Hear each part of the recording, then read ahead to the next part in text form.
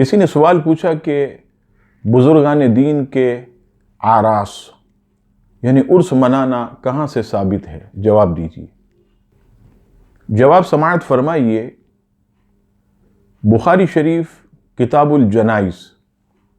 حدیث نمبر 1344 صفحہ نمبر 214، مطبوعہ دارالسلام ریاض سعودی عرب۔ بخاری شریف کے اس چھاپے پر حدیث پاک حضرت عقبہ بن عامر رضی اللہ تعالیٰ عنہ اس حدیث کے راوی حضور علیہ الصلوۃ والسلام شہدائے احد کے مزارات پر تشریف لائے، اور حدیث شریف کے یہ الفاظ ثم انصرف الی المنبر، حضور علیہ السلام نے وہاں سلام پیش کیا اور باقاعدہ منبر بچھایا گیا، جبکہ آپ جانتے ہیں کہ شہدائے احد کے جو مزارات ہیں وہاں قبریں ہی قبریں، اور جہاں پر قبریں ہوں وہاں کوئی منبر نہیں ہوتا، تو خاص طور پر وہاں پر منبر بچھایا گیا۔ نبی پاک علیہ السلام منبر شریف پر جلوہ گر ہو کر حضور علیہ السلام نے اپنی شان بیان کی اور فرمایا، میں تمہارے لیے فرد یعنی مقدمہ ہوں اور میں تم پر گواہ ہوں، اور اللہ کی قسم میں اپنے حوض کوثر کو اب بھی دیکھ رہا ہوں، یعنی میدان احد میں کھڑے ہو کر جنت میں حوض کوثر کو اپنی آنکھوں سے دیکھ رہے ہیں، اور فرمایا کہ میں زمین کے خزانوں کی کنجیاں دیا گیا ہوں، یا فرمایا کہ زمین کی کنجیاں، اور بے شک اللہ کی قسم میں تم پر شرک کرنے کا خوف نہیں رکھتا، لیکن مجھے یہ خوف ہے کہ تم دنیا کی رغبت کرنے لگو گے۔ عزیزان گرامی، اس حدیث پاک سے پتہ چلا کہ حضور علیہ الصلوۃ والسلام شہدائے احد کے مزارات پر آتے اور وہاں آ کر حضور علیہ الصلوۃ والسلام نے منبر شریف بچھا کر، آپ دیکھیے بزرگان دین کے عرس میں کیا ہوتا، ان کے سالانہ یوم پر ہم مسلمانان اسلام جمع ہو کر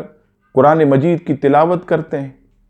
اس کے بعد حضور علیہ السلام کی نعت پڑھی جاتی ہے، اور پھر منبر پر بیٹھ کر یا جو اسٹیج وغیرہ ہوتا ہے اس پر کھڑے ہو کر علماء کرام اولیاء اللہ کی شان بیان کرتے ہیں، مسلمانوں کی اصلاح کا سامان کرتے ہیں، اور یہ حدیث پاک سے جو ہے وہ ثابت ہے۔ اب آئیے مقدمہ شامی۔ مقدمہ شامی میں پہلی جلد پر یہ بات موجود، حضرت امام بخاری کے استاد حضرت امام ابن ابی شیبہ حدیث نقل کرتے ہیں کہ حضور علیہ السلام ہر سال شہدائے احد کے مزارات پر جا کر ان کو سلام کرتے، اور حضور کی سنت ادا کرتے ہوئے چاروں خلفائے راشدین بھی ایسا کرتے، اور اللہ اکبر، اس عرس منانے کو 11ویں صدی کے مجدد حضرت شاہ عبدالحق محدث دہلوی جو امام احمد رضا خان سے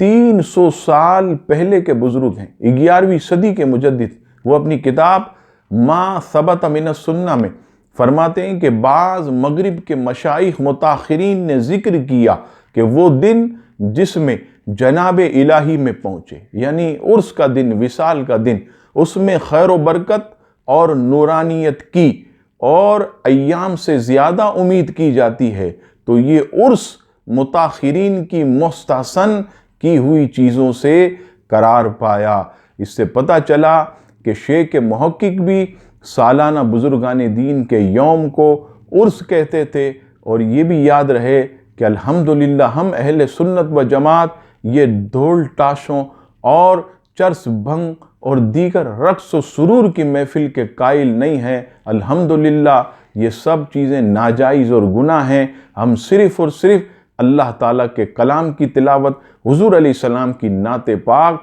اور بزرگان دین کے مزارات پر آ کر خطابات کرنا، بیانات کرنا، ان کے وصال کے دن پر جمع ہو کر اجتماع کرنا، اس کو جو ہے وہ جائز کہتے ہیں، اور یہ احادیث سے ثابت ہے۔ اللہ تعالی ہم سب کو دین سمجھنے کی توفیق عطا فرمائے، آمین ثم آمین۔